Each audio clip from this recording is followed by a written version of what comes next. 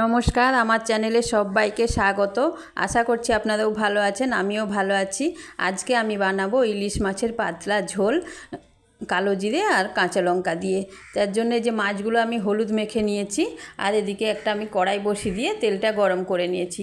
তারপরে আমি মাছগুলোকে অল্প করে ভেজে নেব, খুব অল্প ভাজবো। এই যে দিয়ে দিয়েছি, এবার সাথে সাথেই উল্টে নেব, তাতে যেটুকু ভাজা হয় ওতেই হবে, আমি বেশি ভাজবো না মাছটা। দেখুন আমি উল্টে দিলাম।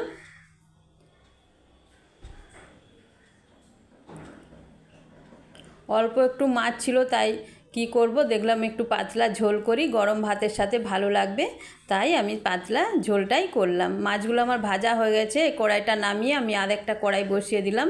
এতে এবার আমি তেল গরম করতে দিয়ে দেবো। কড়াই গরম হলে ওতে আমি একটু তেল দিয়ে ওতে কালো জিরে আর কাঁচা লঙ্কা ফোড়ন দিয়ে দিলাম।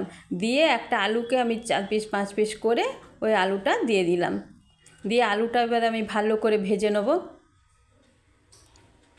আলুটা ভাজা হয়ে গেছে, একটু অল্প অল্প, এবার একটু হলুদ দিয়ে দিলাম। হলুদ দিয়ে আমি ভালো করে আবার একটু নেড়ে নেব।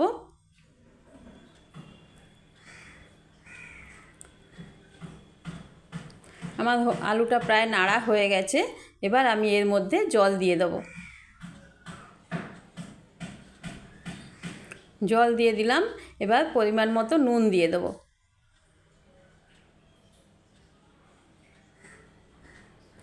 দিয়ে আমি একটু খুন্তিয়ে করে নেড়ে দিয়ে তারপরে আমি ঢাকা দিয়ে রেখে দেবো আলুগুলো সেদ্ধ হওয়ার জন্য।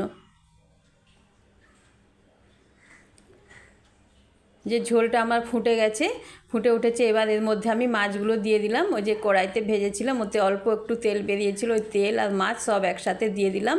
দিয়ে আবার আমি ঢাকা দিয়ে রেখে দেবো, আলু আর মাছ একসাথে ঝোলের মধ্যে সেদ্ধ হয়ে যাবে। যে আলুগুলো আমার অল্প অল্প সেদ্ধ হয়ে গেছে, আর খুব বেশি দেরি লাগবে না, আর অল্প একটু হলেই হয়ে যাবে।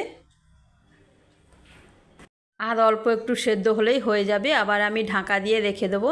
আমার রান্নাটা কেমন লাগলো সবাই একটু কমেন্ট করে বলবেন। আর নতুন বন্ধু যারা দেখছেন, আমার চ্যানেলটা সাবস্ক্রাইব করে আমার পাশে থাকার অনুরোধ রইল। আর ভিডিওটা দেখার শুরুতে একটা লাইক দিয়ে ভিডিওটা দেখবেন। ভিডিওটা দেখার জন্য সবাইকে ধন্যবাদ।